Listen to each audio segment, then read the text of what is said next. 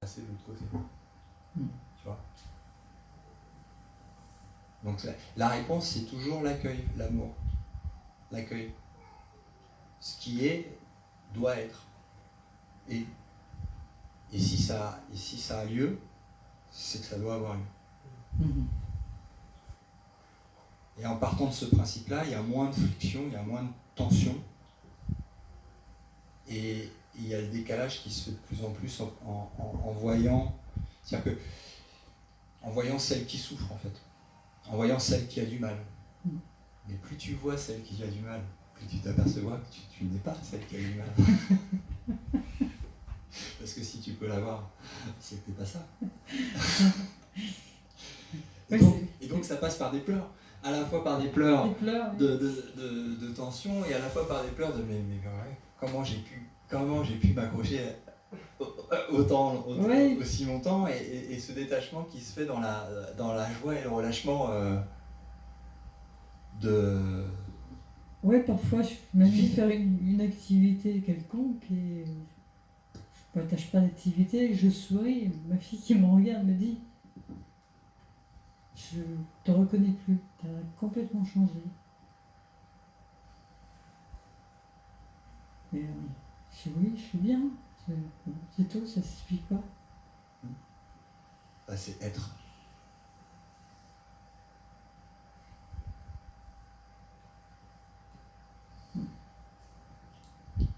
Ouais, puis c'est vrai que quand je m'y mets, comme on disait tout à l'heure, on ne peut pas le définir.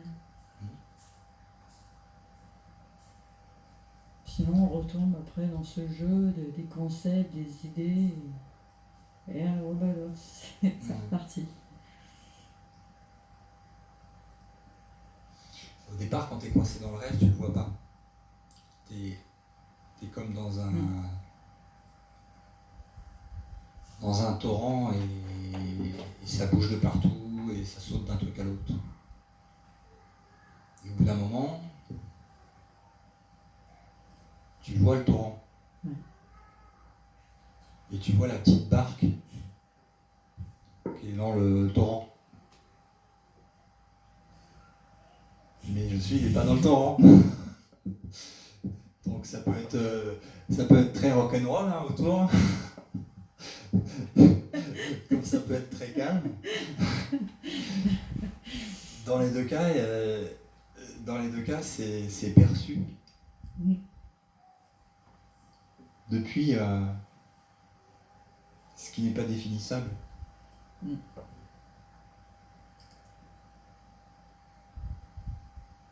il n'y a plus cette focalisation sur une bande de fréquences ultra précise du mental qui saute d'un objet à l'autre, d'une pensée à l'autre, etc. Une croyance, d'une mémoire, une histoire. Et ça se relâche en fait aussi quand tu acceptes ce qui est, quand tu acceptes, ça le mental il a vraiment du mal avec ça, je ne sais pas. Je ne sais rien. Je ne sais pas. Est-ce que c'est mieux ceci? Je ne sais pas. C'est rien. Mais il va y avoir dans ce je sais pas un vide, et ce vide il va répondre quand il y a des questions qui se présentent. Et une fois qu'il a fini de répondre, il sait rien. Ça n'a rien de personnel, c'est spontané. Et c'est effectivement moi. Et quand on me pose, ma fille me pose une question et qu'elle me regarde, je suis là et je réponds pas. Et elle me dit mais c'est quoi la réponse? J'ai dit c'est toi qui es là. Moi j'en sais rien. Et à un moment, qu'est-ce que ça veut dire lâcher? Lâcher prise. Jusqu'où ça va? Et ça commence à devenir de plus en plus un challenge, surtout quand tu as des enfants. Moi, mon fils, je lui ai dit depuis qu'il est tout petit, je ne suis pas ton père. Je lui ai dit, je vais jouer le rôle de ton père. peut-être que dans une autre incarnation, c'était l'inverse, ou ami, ennemi, peu importe. Peu importe. C'est ce que j'ai dit aussi à ma fille. Tu m'as pris comme on est comme mère, mais on est J'ai dit, on égaux. On n'a qu'un seul Père et c'est l'absolu éternel. Et on est lié à ça. Il n'y a pas de séparation avec ça. La séparation, elle se crée que à partir du moment où il y a la création d'une identité.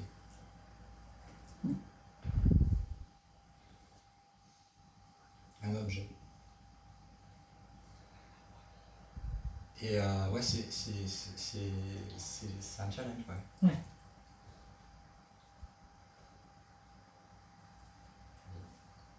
Mais ça aussi, ça lâche. Il y en a qui attendent la fin de leur vie de véhicule physique sur le lean-board pour lâcher. Il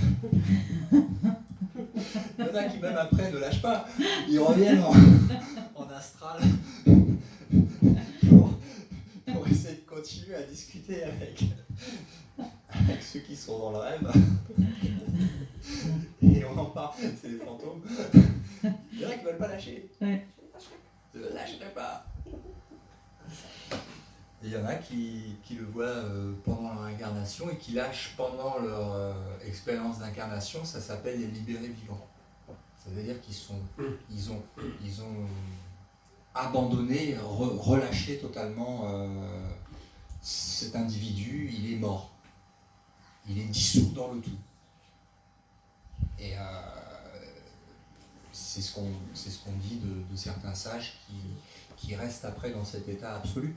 Mais ça ne veut pas dire qu'ils sont plus qu'eux ou moins qu'eux. Puisque l'absolu n'a pas de plus et de moins qu'eux, puisqu'il est tout, ce qui est. Mais les expériences diffèrent entre eux dans le relatif, entre les expérimentations d'individus dans ce cadre-là. Et après, soit on continue, ou soit il y a un moment, ça lâche.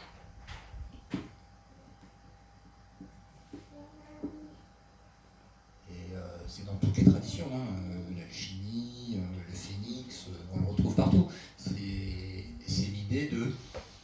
Il y a quelque chose qui doit mourir pour que la vérité se révèle. Mais la réalité n'est pas nouvelle, elle est là, tout le temps. Mais il y a un truc qui fait obstacle à ça. Il y a comme un voile qui fait obstacle à ce qui est.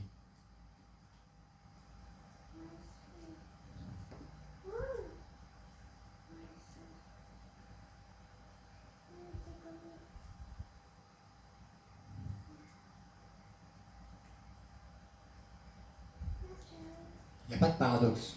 Enfin, le paradoxe est résolu. Enfin, je veux dire, en réalité, il n'y a pas de paradoxe. Le paradoxe, il est que pour le mental, parce qu'il est accroché à l'objet. Il ne peut pas concevoir l'infini. Il ne peut pas concevoir le monde des non-objets, du non-objet. Mais en réalité, il n'y a pas de paradoxe.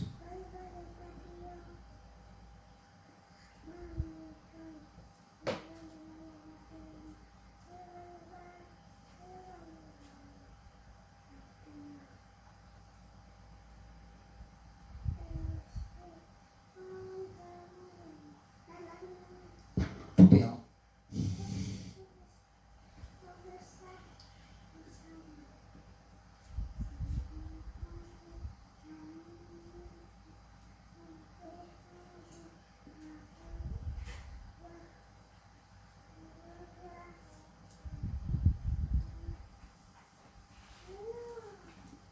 Il y a une différence qui se fait aussi tant que le mental est en action, il bloque sur un niveau de fréquence qui limite en fait l'utilisation des mots. Comme par exemple, tout est un. Le mental, qui ne conçoit que des objets, va dire Alors tel objet plus tel objet plus tel objet plus tel objet plus tel objet plus tel objet plus tel objet fait que tout est un. Ça c'est le mental.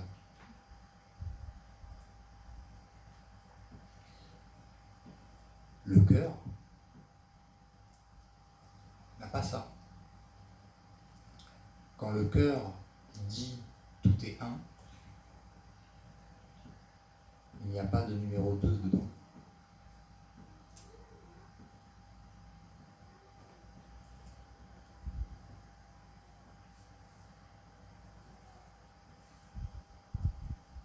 Mais au sein de cette unité, il y a une reconnaissance de un dans toutes ses manifestations, dans toute sa diversité projetée, perçue, observable.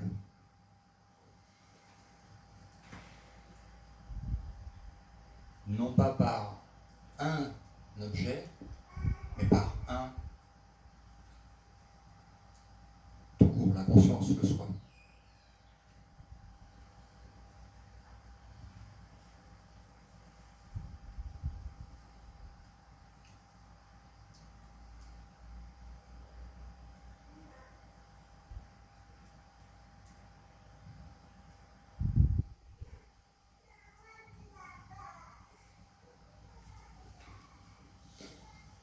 Alors ici, oui, sur Terre, c'est folklorique,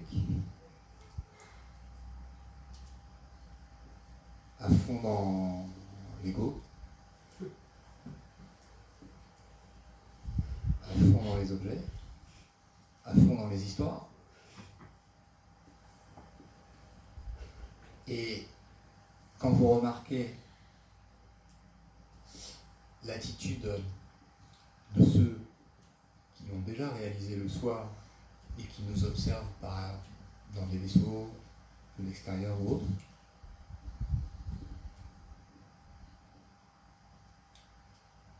il y a un respect de l'expérience. Il y a un respect de l'expérience qui se joue sur Terre, de l'expérience de la dualité, parce que c'est en passant par aussi ces expériences-là que le soi, il crée le jeu et il anime le jeu, en fait. Sinon, il n'y aurait pas de jeu. Je parle de jeu J-E-U, hein. Il n'y aurait pas de jeu. S'il n'y a pas cette expérience de tout est un, et hop, je vais mettre un masque et hop, je suis ceci, je suis cela. C'est ça le jeu. À un moment. Et puis après, le jeu évolue. Et dans l'évolution du jeu, il y a un moment où tous les, entre guillemets, dans le relatif, tous les acteurs du jeu sont au courant de la réalité du jeu et de ses règles et du soi. Et ils explorent en fait la création en sachant que ce ne sont pas les personnages, mais le soi qui joue à travers des petits prismes pour aller voir tel détail de toute la création, de tout le jeu. Et ça, c'est le cas de ceux qui sont en dehors de la dualité. Oui. Mais ceci étant dit, tout le monde est en dehors de la dualité. Il n'y a pas de personne qui n'est pas réalisée. La réalisation est ce qui est. Mais il y a une bulle à l'intérieur de ça qui se forme comme un écran et qui fait croire que je suis quelque chose. Et ça crée l'écran en fait au niveau mental. Donc d'un côté tout le monde est réalisé et de l'autre côté, dans les expériences du film et des personnages du film,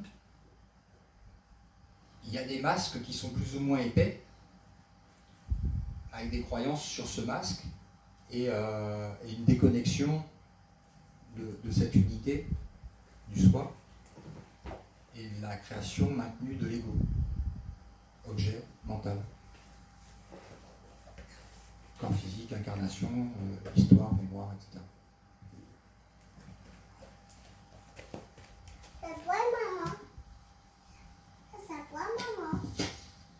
C'est pour ça que Ramana Maharshi, quand tu lui demandais qui êtes-vous, il répondait pour découvrir ce que je suis, découvrir qui vous êtes. Tout simplement. Parce qu'on n'est pas des objets. C'est qui maman ça? À chaud.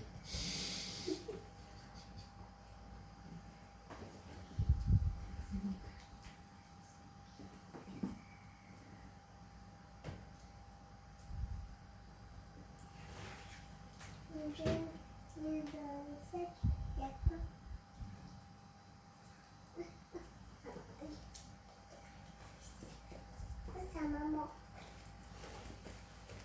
Maman, ça boit ça? Ça boit. Maman, ça boit. Attends. Ça se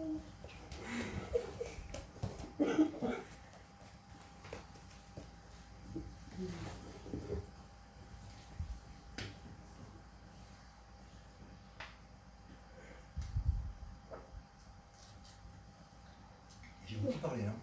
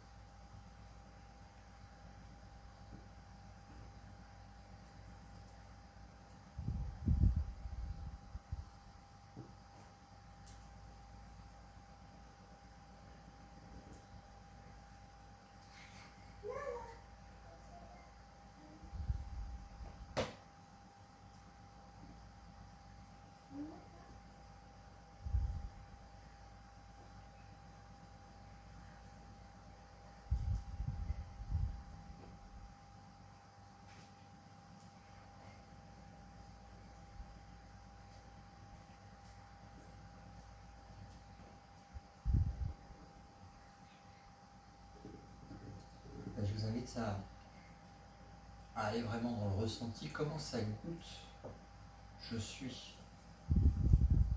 Comment ça goûte l'espace, le vide? Comment ça goûte?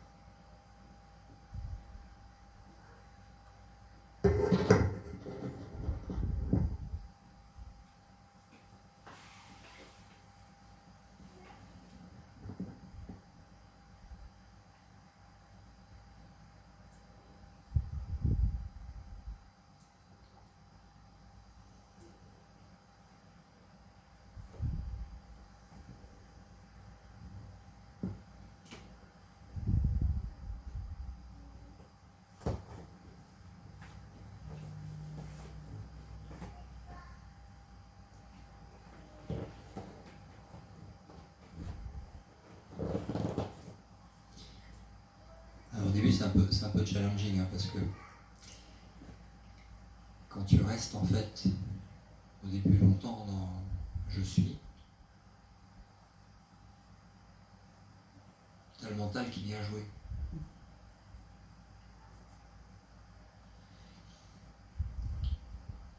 Vous pouvez remarquer que l'ennui commence à partir du moment où il y a objet. Ça, vous pouvez le voir. Dès qu'il y a un ennui, ça veut dire qu'il y a un objet dans l'espace. Peu importe lequel il est, ça peut être une idée, une sensation. Il y a toujours un objet qui vient se rajouter dans le vide. Donc ça aussi, ça peut être utilisé, l'ennui, comme outil de réveil.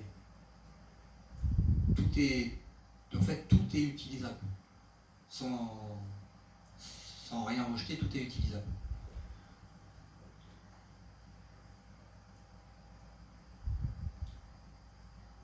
Ça peut être observé.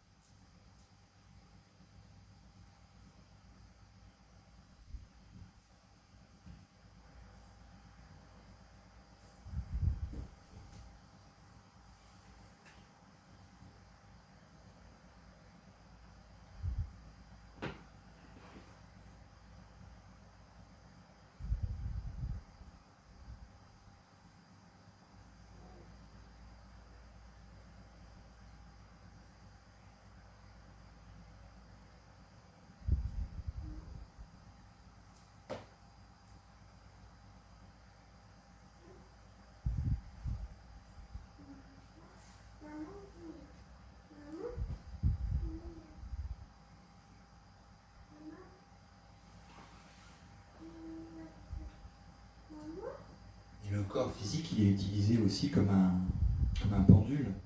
Il ne ment pas le corps, il sent en fait les énergies qui circulent ou qui sont cristallisées à des endroits, quand est-ce que ça se relâche, quand est-ce que ça se contracte.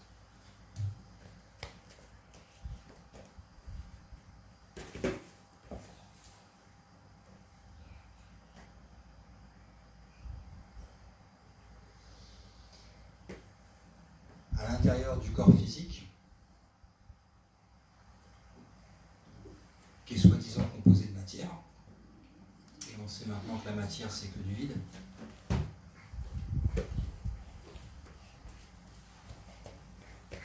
on peut aussi tourner l'attention intérieure vers l'infiniment petit, arriver aux cellules, visualiser les atomes et aller dans la non-visualisation, c'est-à-dire le vide, qui est la réalité. Parce qu'en fait, même tes atomes, et c'est le why en fait, comme des étoiles dans l'espace, tellement c'est loin. Les connexions, soi-disant, de la matière qui compose le corps. Donc ça peut être aussi utilisé comme un outil. La conscience peut faire ça facilement. De changer de dimension et d'aller explorer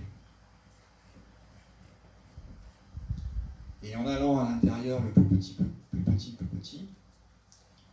il y a de plus en plus d'espace.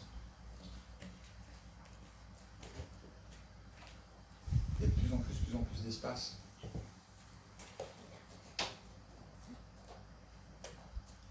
Pareil pour les pensées, une pensée elle peut surgir, on peut jouer avec.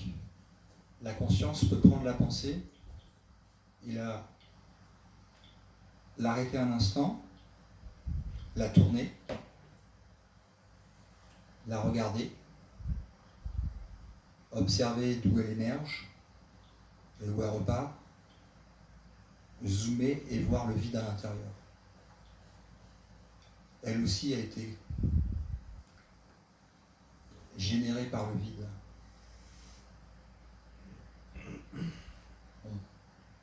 On peut faire ça aussi.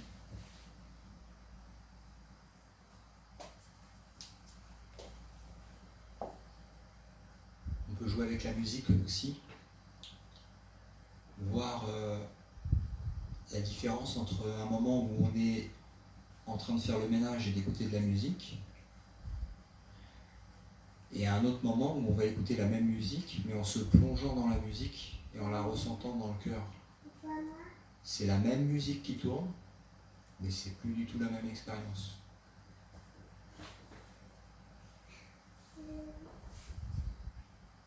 Et on peut reprendre aussi cette musique, ça passe dans différentes strates.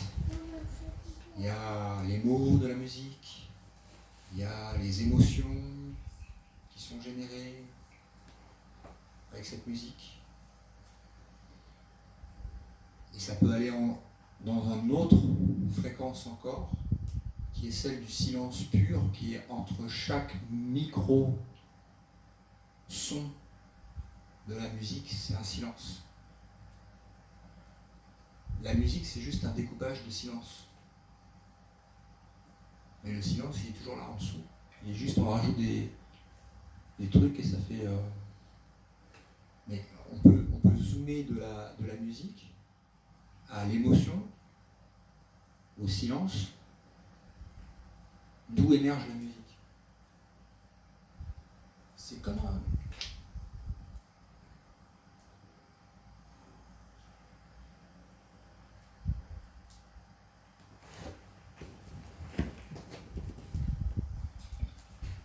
Et c'est des petits exercices qui permettent de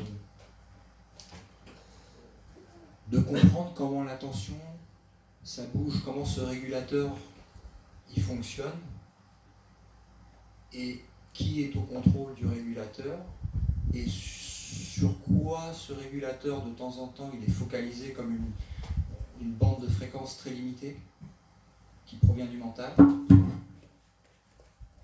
et qui peut être dépassée par les émotions, lesquelles amènent au centre. C'est aussi la raison pour laquelle, pour garder les gens, on va dire, plus longtemps dans le rêve et dans le côté objet, ils ont tendance à enfin, quand je dis ils, c'est dans le domaine relatif, hein, dans le film, ils ont tendance à faire en sorte on soit déconnecté de nos émotions. Parce que les émotions, c'est entre le mental et autre chose. Laissons-le autre chose. Ne rentrons pas dans des détails mentaux, mais disons que c'est l'émotion pointe vers quelque chose d'autre qui dépasse les émotions et qui voit les émotions, d'où viennent les émotions, surgissent et repartent. Donc en projetant beaucoup de films de violence ou de jeux de violence, ou en habituant les gens à voir des images de violence comme banales, etc. à la télé, il y a comme cette suppression de la capacité émotionnelle empathique. Parce que c'est ce qui fait un petit peu le lien avec entre le mental, les émotions et le cœur derrière, l'amour infini, l'amour illimité, infini, non conditionné, et ce vide d'où tout émerge. Donc vous écouter de la musique et voir comment la tension elle bouge en fait entre le mental, l'émotion, les mots, les concepts. Tout ça, c'est des bandes de fréquences.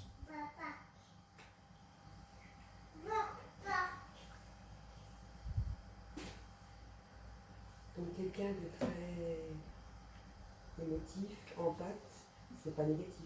Non, au contraire. Si c'est après ça dépend. On est aussi dans le jeu, hein, dans le film. Je parle là. Donc du côté relatif des petits personnages sur la Terre, on est en train de jouer à l'alchimiste, la souris verte qui courait dans l'herbe, etc. On joue avec ça et on voit ce que ça donne. Et les émotions, si elles sont bien comprises, à un moment, ça mène là. Bon, de toute façon, tous les chemins mènent là, hein, parce qu'il n'y a que là. Mais oui, ça... Ça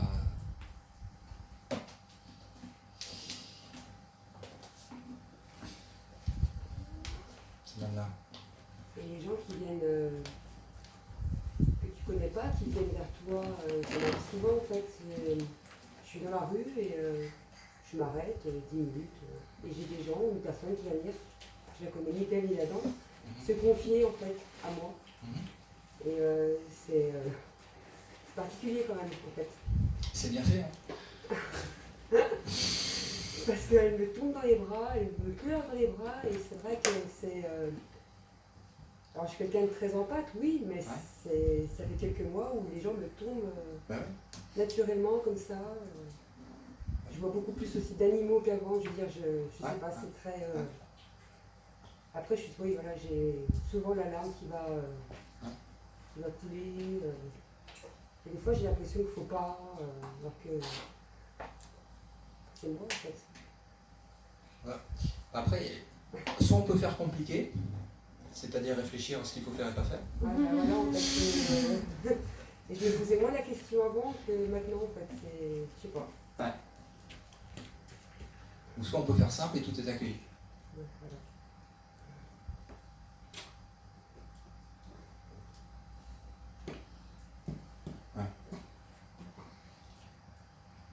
Ouais, c'est normal qu'ils viennent vers toi. Puisque tu es là pour les écouter. Oui. Ils vont pas aller voir quelqu'un qui en a rien à faire.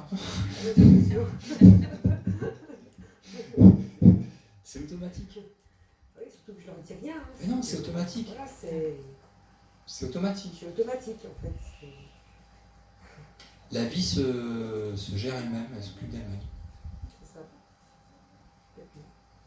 Et si ça doit passer des fois même par un accident de la route pour faire lâcher un truc, ou un séjour en prison, ou n'importe quoi, une maladie, peu importe.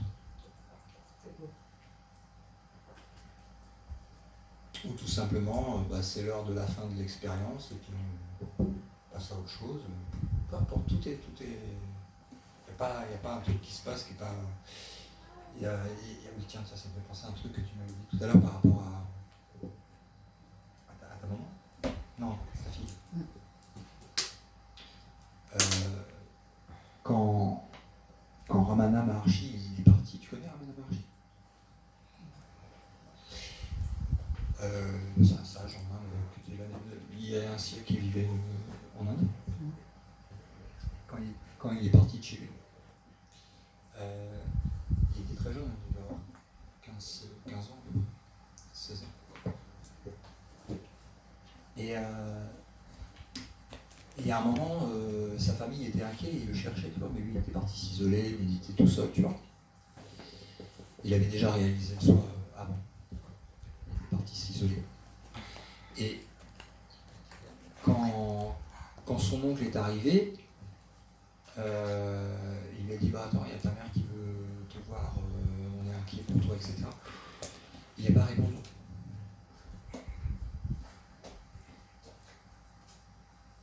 Du tout. Donc l'oncle il est retourné, il a vu sa mère, et puis il a dit tiens, je l'ai vu, j'ai posé des questions, il n'a pas répondu, machin, je suis parti. Et donc sa mère, quelques temps après, des années après, a fini par aller le voir.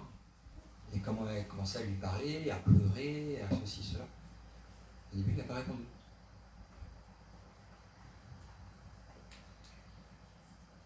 Et puis, en fait, il y avait des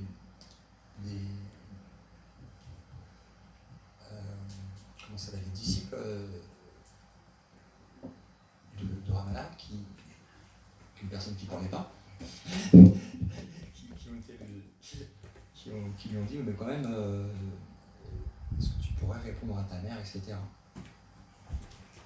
Et il a pris un morceau de papier, il a juste écrit quelques mots dessus, qu'il a donné en fait au disciple, qu'il a donné à sa mère.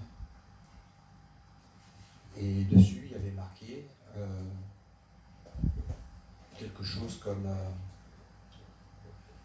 rien de ce qui peut arriver, de ce qui doit arriver, n'arrivera pas. Et ce qui ne doit pas arriver, n'arrivera pas. Enfin, ce qui doit arriver arrivera, que tu le veuilles ou non. Et ce qui ne doit pas arriver n'arrivera pas, que tu le veuilles ou non. Donc, il convient de rester en paix. Bon, c'est une façon directe d'amener les choses, parce qu'il était resté totalement dans l'absolu. Mais voilà. Et donc, en fait, au bout d'un moment, elle s'est calmée. Elle n'a pas eu droit à un traitement particulier de faveur par rapport à n'importe quel étranger. Tout le monde était sur un pied d'égalité totale. Pas d'amis, pas de famille, pas de ceci plus haut que cela, non. Des rois, des ministres, des mendiants, peu importe ça. Pareil. Et puis,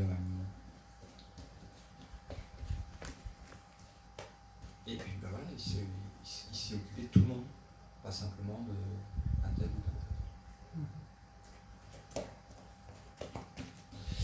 Il y a des phrases après que tu commences à comprendre, en fait, des sages qui étaient complètement incompréhensibles avant. Comme quand Jésus il dit quand vous verrez des yeux à la place d'un œil, quand une main pour vous sera une main, quand l'homme ne sera pas masculin ni la femme féminine, et que chaque objet ou image sera perçu comme un objet ou une image, alors vous entrerez dans le royaume. C'est pas la phrase exacte, mais ça veut dire ça. C'est-à-dire que une main est une main, un pied est un pied, un œil est un œil, un enfant est un enfant. Mon enfant n'existe pas, c'est un concept.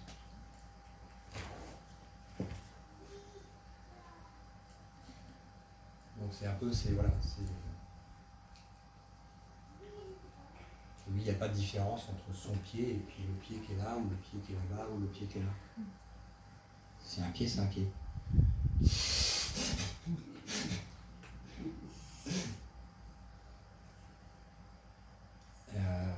Après, il y a des trucs qui prennent sens en fait, mais au début c'est incompréhensible.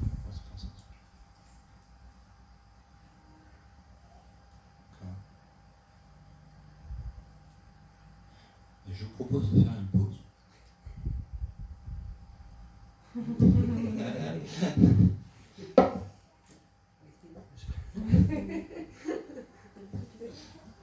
À moins que vous ayez d'autres questions. S'il n'y en a pas, c'est pas plus mal. Mais s'il y en a, avec plaisir. On peut faire ça après la pause. Ouais. Tout à fait. On va fermer le micro.